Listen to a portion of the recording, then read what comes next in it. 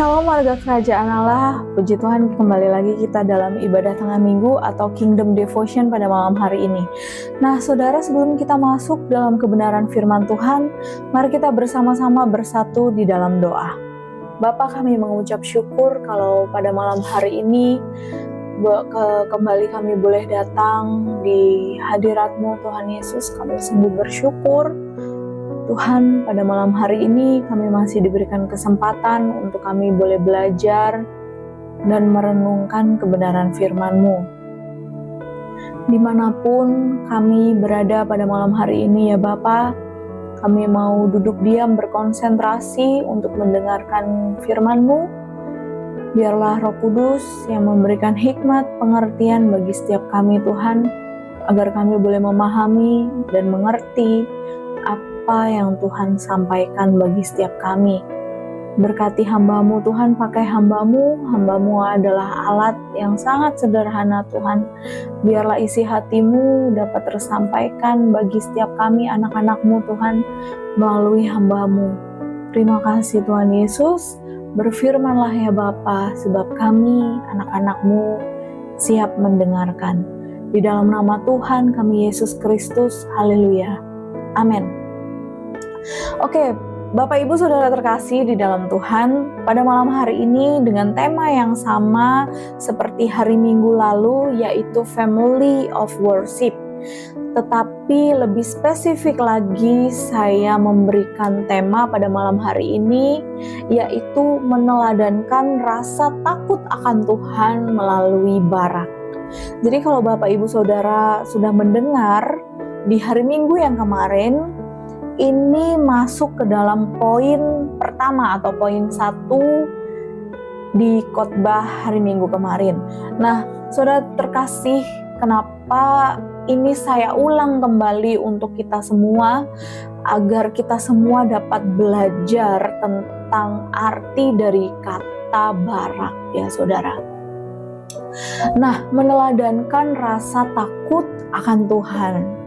Seringkali kita selalu mendengar kata takut akan Tuhan, selalu kita definisikan, pikiran kita langsung tertuju kepada sesuatu yang ngeri, ya, sesuatu yang menakutkan, sesuatu yang mungkin membuat kita gemetar, sesuatu yang berbicara tentang mungkin hukuman atau sebuah tindakan yang membuat kita takut gitu ya saudara. Tetapi dalam perjanjian lama, di dalam bahasa Ibrani di perjanjian lama, konsep takut akan Tuhan itu memiliki dimensi yang sangat berbeda, memiliki dimensi yang sangat indah dan memiliki arti yang sangat mendalam. Salah satunya tercermin dari kata barak, diwakili oleh kata barak.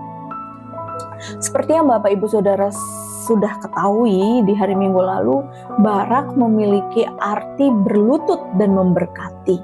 Saudara, barak itu adalah suatu kata yang sangat luar biasa dan powerful. Kenapa saya katakan itu adalah kata yang luar biasa dan powerful? Karena barak itu berarti kita memberkati Tuhan. Kita berlutut, kita bersukacita, kita memuji, itu untuk memberkati Tuhan. Mungkin saudara terbesit pertanyaan di dalam hati saudara, apa maksud dari memberkati Tuhan? Apakah manusia dapat memberkati Tuhan? Ya, manusia dapat memberkati Tuhan dengan cara memuji dan menyembah Tuhan. Memuji, menyembah, dan menyenangkan hati Tuhan. Tentunya bukan hanya lewat perkataan saja, tetapi lewat tindakan. Nah, ini sangat penting saudara. Kita harus dapat mengajarkan hal ini di dalam keluarga kita. Kita harus dapat menerapkan hal ini di dalam keluarga kita. Di dalam budaya timur di wilayah timur dekat kuno, timur dekat ya saudara, itu berlutut di hadapan seorang raja itu bukan tanda ketakutan yang melumpuhkan. Jadi budaya timur dekat dulu saudara ya, zaman timur dekat kuno, kalau seseorang datang berlutut menghadap sang raja, itu bukan tanda ketakutan yang membuat gemetar, yang sangat menakutkan gitu ya saudara, melumpuhkan gitu ya. Tetapi itu adalah sebuah bukti tentang kehormatan. Seseorang memberikan tanda hormat yang mendalam, ketundukan total. Jadi saudara, ketika saudara berlutut, itu kan saudara sedang merendahkan diri saudara.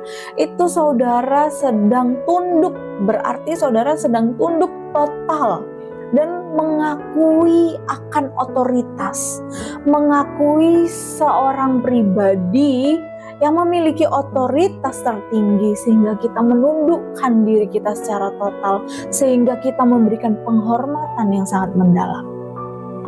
Nah, ketika memiliki rasa takut akan Tuhan ini, ketika Bapak Ibu Saudara dan saya memahami tentang rasa takut akan Tuhan ini dengan benar, maka kita akan memiliki sikap Barak yang tadi saudara, berlutut untuk memberikan penghormatan yang setinggi-tingginya kepada sang raja. Kita dengan sukarela, kita dengan suka hati, kita dengan bersuka cita, dengan kesungguhan hati, dengan ketulusan hati, kita berlutut di hadapan Tuhan. Kita berlutut di hadirat Tuhan. Kita merendahkan diri kita merendahkan hati kita di hadirat Tuhan. Kita merendahkan diri di hadapan keagungan sang raja, dan membiarkan Tuhan sebagai Tuhan dan Raja atas hidup kita. Setiap hembusan nafas, segenap hidup kita melibatkan Tuhan, kita melibatkan Sang Raja, kita membiarkan Sang Raja itu berdaulat atas hidup kita. Di dalam Mazmur 95 ayat yang ke-6 saudara, Raja Daud mengatakan bahwa masuklah, marilah kita sujud menyembah, berlutut di hadapan Tuhan yang menjadikan kita. Saudara terkasih di dalam Tuhan, ketika Tuhan Yesus, ketika Allah di dalam Kejadian itu memberkati manusia, kalau kita melihat dalam bahasa aslinya saudara, kalau kita pelajari lebih dalam dari ayat tersebut saudara, itu dikatakan Tuhan itu sujud, Tuhan itu berlutut untuk memberkati manusia. Jadi Tuhan terlebih dahulu memberikan teladan bagi setiap kita bahwa Tuhan berlutut untuk memberkati manusia. Seperti halnya begini saudara, kalau kita memiliki mungkin kita sudah menjadi oma opa ya saudara, kalau kita bertemu dengan cucu kita gitu ya saudara, dari jauh apa yang kita lakukan ketika kita menghampiri dia? Apa yang kita lakukan saudara? Mungkin ayah atau ibu pulang kerja bertemu dengan anaknya. Ketika anaknya dengan sukacita datang kepada ayahnya, apa yang dilakukan ayahnya?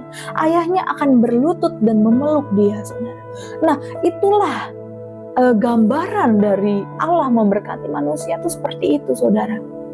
Allah berlutut untuk memberkati kita manusia. Seringkali kita tidak memahami hal ini saudara.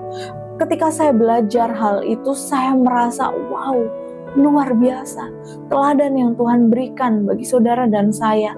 Itulah arti kata barak saudara.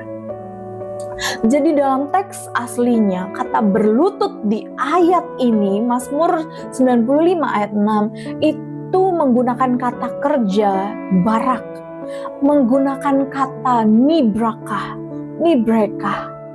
Nah itulah bahasa asli, itulah akar kata nibreka itu dari barak. Jadi pemazmur mengajarkan kepada kita bahwa marilah kita sujud menyembah. Sujud menyembah itu barak, berlutut memberkati, berlutut dengan tulus hati, berlutut dengan sukacita. Takut akan Tuhan dengan sukacita, takut akan Tuhan dengan kesungguhan hati, takut akan Tuhan dengan kerelaan hati, bukan dengan paksaan, bukan dengan agar dilihat orang, bukan karena Tuhan sudah menolong kita. Berarti kalau Tuhan belum menolong kita, kita tidak mau menyerahkan diri, kita tidak mau berlutut. Bukan itu saudara. Kita berlutut karena kita tahu, karena kita rindu, karena kita ingin hidup kita, seluruh kehidupan kita memberkati Sang Raja. Yang pertama, ketaatan yang rendah hati, kehidupan yang menekuk lutut. Bapak Ibu Saudara terkasih, hal ini penting, meneladankan Barak di dalam keluarga. Itu berarti kita sedang mengajarkan tentang kerendahan hati di dalam keluarga kita. Kalau kita mau menyembah Tuhan, itu sangat-sangat lebih baik kita menyembah dengan kerendahan hati kita, bukan dengan kesombongan kita, bukan dengan keangkuhan diri kita, bukan karena kita perlu sesuatu dari Tuhan, tetapi karena kita sadar kita ini siapa tanpa Tuhan, saudara. Jadi ketika firman Tuhan juga menegur kita, kita tidak mengeraskan hati, kita tidak melibatkan ego kita, temperamen kita yang meledak-ledak, tidak. Tetapi kita mau dibentuk, kita merendahkan hati, kita tundukkan segala keegoisan kita tundukkan segala hal-hal yang ada, kedagingan kita ini kita tundukkan di hadapan Tuhan. Itu adalah ketaatan yang rendah hati, saudara. Bukan kehendak kita, tetapi kehendak Tuhan. Bukan kehendakku ya Tuhan, tetapi biarlah kehendak-Mu yang terjadi atasku. Itu adalah bukti sebuah ketaatan yang rendah hati, saudara. Poin yang kedua yaitu menjadi saluran berkat. Bapak Ibu Saudara, Anda dan saya diciptakan, Anda dan saya dipanggil untuk menjadi berkat.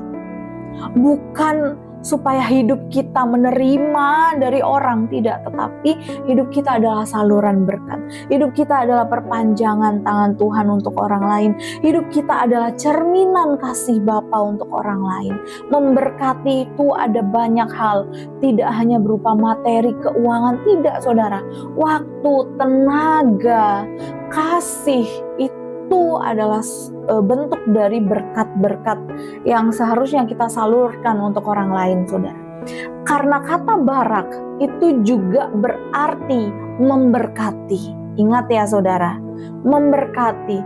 Jadi orang yang takut akan Tuhan, orang yang memiliki rasa takut akan Tuhan, melalui Barak ini, kehidupannya dia pasti akan menjadi saluran berkat untuk orang lain. Ini patut kita ajarkan di dalam keluarga kita. Agar apa saudara? Agar keluarga kita menjadi saluran berkat untuk orang lain. Agar keluarga kita menjadi perpanjangan tangan Tuhan untuk orang lain, saudara. Mungkin kita bisa mengajarkan hal sepele kepada anak-anak kita untuk saling berbagi, untuk saling mau mendoakan, berteman tidak pilih-pilih teman, rendah hati, tidak suka bertengkar. Begitu saudara, hal-hal sederhana untuk kita menjadi saluran berkat.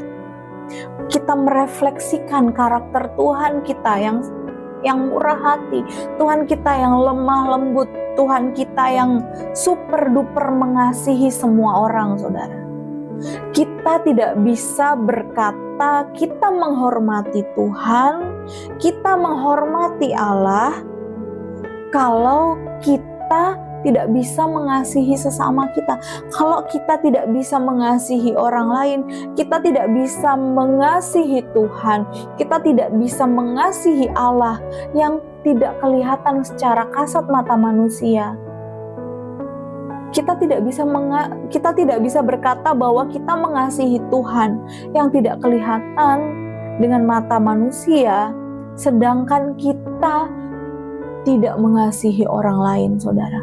Kalau yang kelihatan saja kita tidak bisa mengasihi, bagaimana kita bisa berkata bahwa kita mengasihi Tuhan yang tidak kelihatan secara mata manusia, saudara?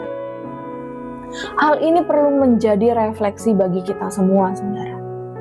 Jadi, jangan bilang kita mengasihi Tuhan, tapi kita tidak menjadi saluran berkat untuk orang lain, saudara. Berarti kasih kita tidak benar-benar tulus, tidak benar-benar sempurna, tidak benar-benar baik, tidak benar-benar benar, mengasihi Tuhan, saudara. Yang ketiga, konsistensi menyembah. Sikap menyembah tidak terjadi hanya di gereja saja. Penyembahan yang sejati adalah penyembahan yang kita lakukan dalam kehidupan sehari-hari. Kehidupan kita itu mencakup banyak hal, saudara. Mungkin kita yang bekerja, kita melakukan penyembahan kita yang hidup. Kalau saya mau mengupas arti kata penyembahan, itu akan luas, saudara, ya, nggak cukup mungkin 1 jam. Tapi maksud saya begini, saudara, penyembahan itu harus kita hidupi. Penyembahan itu seharusnya tidak hanya sekedar kata-kata, tetapi harus hidup lewat integritas kehidupan kita, lewat tindakan kita, lewat perbuatan kita, dimanapun kita berada. Ayo jadi penyembah-penyembah yang benar di dalam roh dan kebenaran. Bagaimana kita bisa menyembah di dalam roh dan kebenaran kalau kita tidak hidup di dalam kebenaran, saudara? Bagaimana kita bisa menyembah Tuhan di dalam roh dan kebenaran kalau hidup kita tidak benar, kalau hidup kita tidak mencerminkan Roh Kudus dalam hidup kita, saudara? Jadi itu ya, saudara, kita harus pahami, saudara. Kesimpulan pada malam hari ini, rasa takut akan Tuhan itu tidak membuat kita jauh daripada Tuhan. Rasa takut akan Tuhan itu bukan berarti kita ketakutan karena Tuhan itu suka hukum, karena Tuhan itu suka menghukum, karena Tuhan itu suka marah. Enggak, saudara. Rasa takut akan Tuhan itu berarti kita menghormati Tuhan setinggi-tingginya sebagai Raja yang agung dalam hidup kita. Oleh sebab itu Tuhan kan tahta penyembahan kita.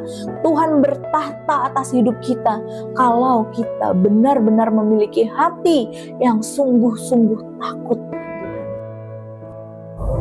Jadi sebaliknya, rasa takut akan Tuhan itu semakin membawa kita dekat dengan Tuhan, semakin membawa kita rindu dengan Tuhan, karena kita datang kepada Tuhan memiliki sikap hormat, kita bersuka cita, kita kagum, kita memiliki kekaguman yang tidak dapat terbendung, sehingga kita selalu rindu kepada Tuhan. Dan kita harus bangkit menjadi orang yang membawa berkat bagi dunia.